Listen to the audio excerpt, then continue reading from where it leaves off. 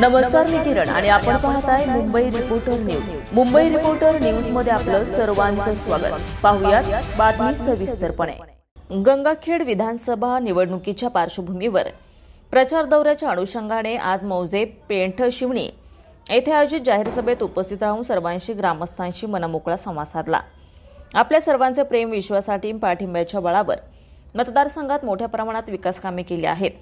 राहिलेली विकास कामे पूर्ण करून आपल्या मतदारसंघाला आणखी पुढे नेण्यासाठी अशीच भक्कम साथ द्या, असं देखील त्यांनी यावेळी म्हटलं आहे.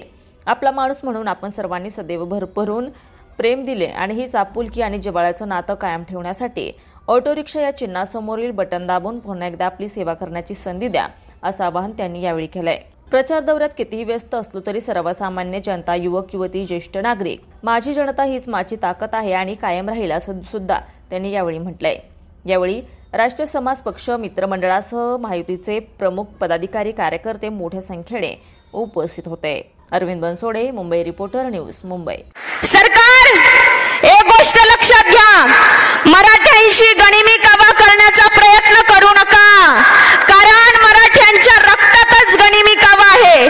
तुम्हाला तुमची जागा येणाऱ्या निवडणुकीमध्ये मराठा समाज दाखवून दिल्याशिवाय राहणार नाही.